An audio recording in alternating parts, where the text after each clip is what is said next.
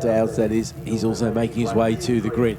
So Dave, of course, is on pole position. Ollie Sims, though, the youngster, really taking the fight to David earlier today. That was fantastic to watch. Del Dowds, I think Del wants to go away from here with a win as well, mate. Ronnie Harris there, and then I can see who's missing. I'm guessing that should be Mitch DeCrown on sixth place, is it? That's Mitch in the middle of row number sorry, three. Mitch, sorry. Jack Bettis. Jack Bettis, the man who's had such a good weekend here. Sorry, Mitch, I just got the name mixed up. Anyway, it doesn't matter. Let's worry about the race now. Here we go. The Revs riser away. Who's going to hook up nicely? And it's going to be Sims who's away quickly on the inside. But I think Twyford's going to have the better line for the outside, and sure enough, although I tell you what, Sims is taking the fight to him this time. Doesn't just do it totally cleanly and clinically like he normally does. Twyford does have the advantage going up towards through for the first time. Anchors up hard, and does he keep it tight? Yes, it does. He holds off the youngster and everybody else behind him as they circulate around safely while Jack Bettis watches from the sidelines. Sorry to see that, Jack. You've had a fantastic weekend too. Would have been good to see you in the mix here. So Dell there in third. Then it's Ronnie Harris, Mitch DeCrown up next. Down into Graham Hill goes everybody. They're safely through up towards Surtees go the leaders. Yeah, there's a little bit of a mistake there from Josh Crisp, I think, through the left-hander at Graham Hill bend. Got it all under control, but there is now a definitive split between the first half and the second half of the pack. But as they come around Clearways and Clark Curve, then onto the front straight. Ollie Sims tucked in tight in the slipstream behind Dave Twyford. Across the line, Twyford leads it, but Ollie Sims, he looks across at Dave Twyford and goes, when you break, I'm going to break that a little bit later, but it doesn't pay off because Twyford holds on to the race lead. Ollie Sims in second, then it is Del Dowds in third place, Ronnie Harris and Mitch DeCrown, then a bit of a gap back to Bill Harris, I think that is in sixth place, coming under pressure from Steve Costa. These guys in the 55 sort of standing start. That shows the sort of pace there is as we get a top five breakaway now. Behind them, I think that is Bill Harris who's leading the way of the next bunch there. I can see Will Howard in the mix there trying to make up some places as well as he continues to try and assert his authority as the rookie. He's not quite the rookie champion yet. There's going to be another few rounds as we go. One more round at Donington Park, so another few races before he settled. That bit of chatter on the radio there. Do you see any? Get a little bit startled when I hear something on the radio in the middle of the races. The leaders come across the line once again. Is there any change there at all? I don't see one. No. 50.936. But look at that. That's a purple in sector 2 to Dowds there. So there's a fractionally quicker lap time out there somewhere. So already these guys are knocking on the door of that elusive lap record, 50.5. Really want a 50.4 to absolutely secure it. Down the hill comes Twyford.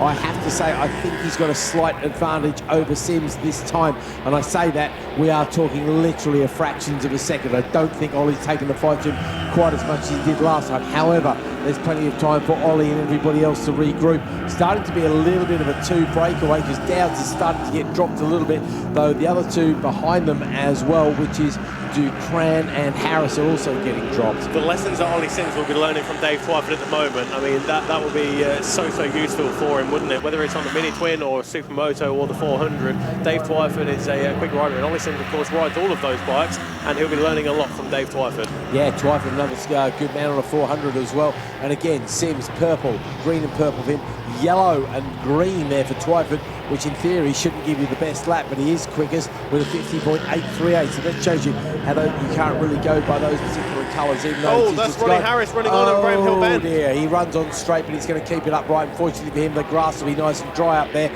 So that's him well and truly out of contention for a podium position. And he's going to have to mirror signal manoeuvre and politely rejoin the track there. And hopefully someone will give him a room. There he goes, he hooks up. And unfortunately, that's pretty much dropped him well out of contention. So Ronnie Harris did well to keep that upright. Sims, look at Sims coming up the inside of Twyford. Over the line they come. They were separated by 0.146 last time. This time over the line 0.016. And it is Sims who takes the lead. These guys into the 51 zeros this time. So we're still away from that elusive lap record by fractions of a second. So Twyford knows he's got a battle on his hand. I did wonder if he had the advantage there. I thought the Sims might be able to come back. And I tell you what, he has done so in spectacular style. Now, if these two start tripping each other up, Del Dowds will be there ready to pounce, but he's a little bit further back. Mitch DeCrown wouldn't mind pouncing on Dowds either, just to get that extra. Twyford's got the race lead. This is good. Twyford needs that hurry up. He hasn't had a good fight in a long while, really, has he, Dave? Certainly not in dry conditions for the lead like this. He's having a great weekend this weekend, and it's good to see him getting...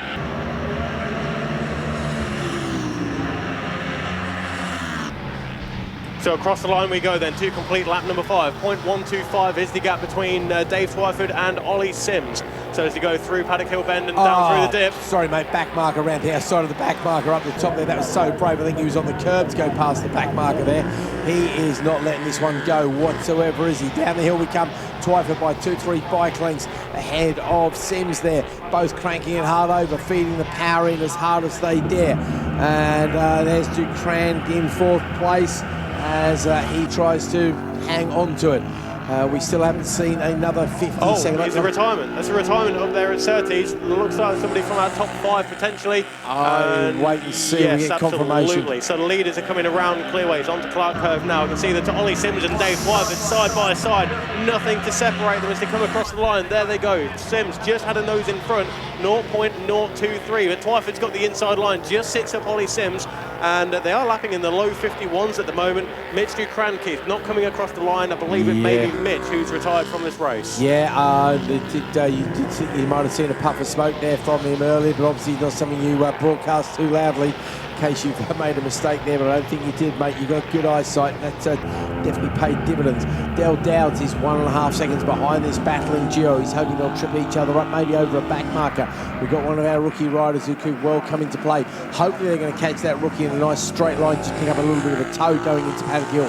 They'll certainly catch him by Paddock Hill, I have to say, because we're halfway into the race and they're already being able to lap him come onto the straight. Have a look here. It's Sims trying to look up the inside of Twyford.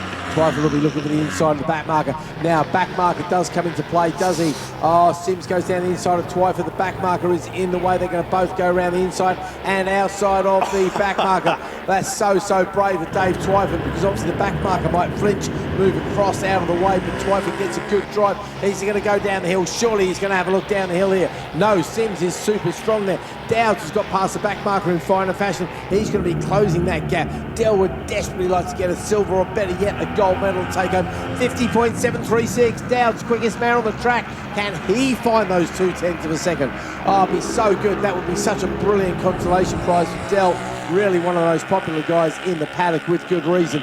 He can't quite take the fight to these two, but if he could grab that lap record, that would be brilliant. He doesn't do anything spectacular in the first sector this time, unfortunately. Comes across the line. This time it's a 51, so maybe he's going to have to get the consolation prize of the fastest lap as Sims continues to lead Twyford. But again, we are talking less than 1/10 of a second pretty much every lap. We're 8 laps into this race. Behind them is Howell, who forgotten Will. He's moved up to 4th place overall for a rookie. That is remarkable at the end of the day. That's going to be Bill Harris, Steve Costin, Kev Lilly. Which King is that, mates? That's Ben King. Ben King, thank you very much. James Egginton, Jack Griffiths rounds out your top 10 ahead of Harris, Taylor, Chris Quince, Control. That's Ronnie Harris, who's in making his way back up the field again. Yes, of course, he ran on the Graham Hill Bend a few laps ago, but he is up into a 10th position in class, 11th overall. But he is lapping in the 51s as well at the moment. High 51s for Harris, and Dowd, sector 1, another purple time. What's he going to do across the line this time? Half a second quicker than the man in front. 50.618. I don't believe it. He's missed out by 1/10 of a second. Just 1/10 of a second separates Dowd from that lap record. Can Dell do it? Oh, we're going to get a load of back markers coming into play. This is really going to compromise him. That is such a shame. He's now right with the leading two as well. Have a look at him coming down the hill. Sims is going to leave. Here we go. It's back marker city. Sims is forced to sit up. Twyford looks to go around the outside the long way. Sims down the inside. Twyford around the outside. Dowd's trying to hang on to the pair of them as we go up towards 30. Sims has got it. Twyford is right there with him. So Sims goes to the inside. Twyford to the outside. Dowds follows Twyford, and around the outside they go. When they come across the line, it will be onto the penultimate lap. This is lap number 10. We are coming up to the end of lap number 10, and Ollie Sims is the man who leads. Twyford is side by side with the number 73. Here they come. Del Dowds is right there with them, and they go to the inside. 3 back markers to play with. Del Dowds, fresh air underneath the back wheel. He's so hard on the brakes and goes round the outside of a back marker, and Ollie Sims, because Dave Twyford has used the back markers to his advantage.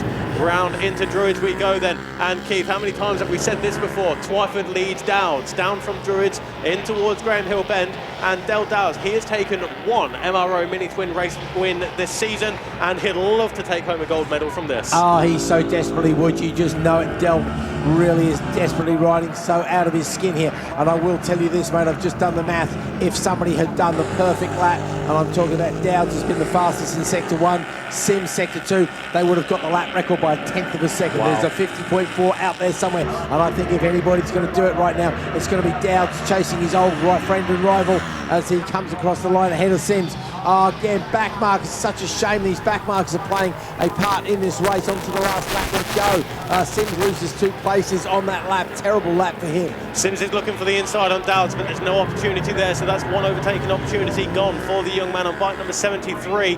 And Twyford, he's got a little bit of breathing room now as he goes on to the brakes. Sims is strong on the brakes into Graham Hill, though, but not this time. Dowds is stronger. They both squirm coming out of the corner. I don't think there's any going to be an advantage at all. And Dowds is definitely not giving up. He knows how quick, though, Twyford is through this section of track. He's complimented on it before. Slightly different line there for Sims in third. He's taken the classic slow bike lane, and I wonder that's going to pay dividends as he's going to look for the cut back down the hill on the inside. He's going to have an absolutely brilliant weekend. Doesn't make it a perfect 4. Sims is going to drag Twyford down, but not quite makes it over the line. So the lap record stays for another year. Twyford 50.828, but Dowds 50.618 in second place. Sims, he gets a 50.842. 50.8. I mean, that's ridiculously quick on anything, let alone a mini twin. Bill Harris it is. He gets the Harris family olives there in 4th place as he pips Will Harris to the line there, but Will yet again takes the 25 points for the rookie mini twins ahead of Steve Costin. Then it will be Ronnie Harris, Kev Lilly, which King? James? Ben King. Oh, God, I can't remember. Too many Kings in my life. James Eggerton, Jack Rivers, and Taylor Quantrell takes second of the rookies. And again, that's going to be good news for Howarth, because his main championship contender is Josh Crisp, who's been having a good year, to be fair. Very fast, very consistent, and he is desperately looking for it. You can see Barry Nuttall working the screen there, mate. He's a bit of a legend, his old Barry, isn't he? He really knows his stuff.